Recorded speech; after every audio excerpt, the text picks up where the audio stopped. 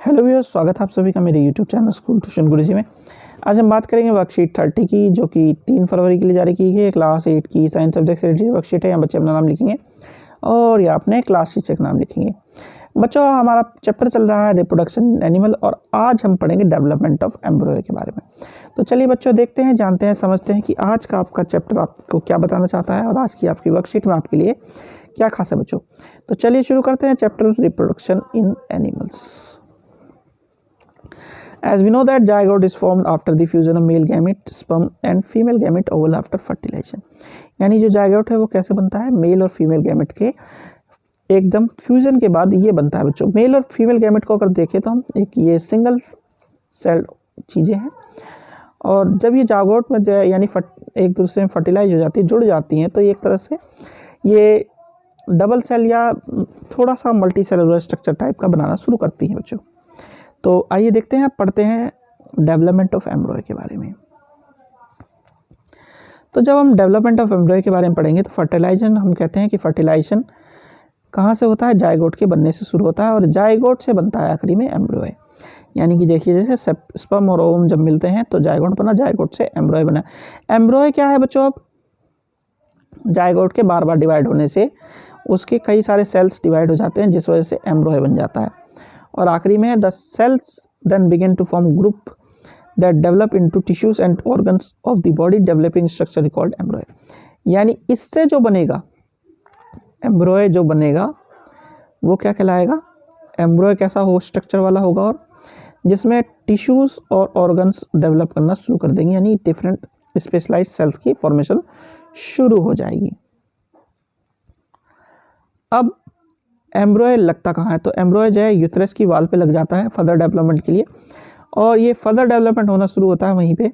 इससे इसमें अलग अलग जैसे कि हैंड, लेग्स, हेड, आईज, इस तरह के पार्ट बनना शुरू हो जाते हैं। और जब एम्ब्रॉय में ये सारे बॉडी पार्ट सीधे दिखाई देने लग जाएं तो ये फीटस कहलाता है। और जब फीटस का डेवलपमेंट कंप्लीट हो जाता है तो एक इन्फेंट यानी बच्चे को जन्म दिया जाता है बच्चों। तो अब जरा क्वेश्चन आंसर देख लेते हैं बच्चों। क्वेश्चन नंबर 1 है, give two difference between a zygote and foetus. तो फीटस क्या है बच्चों, फीटस के कंप्लीट, फीटस के में कुछ हद तक बॉडी, काफ़ी हद तक बॉडी पार्ट्स होते हैं और इसे हम एम्ब्रॉय के जब बॉडी पार्ट्स आइडेंटिफाई होने शुरू हो जाते हैं तो इसी से फीटस कहते हैं।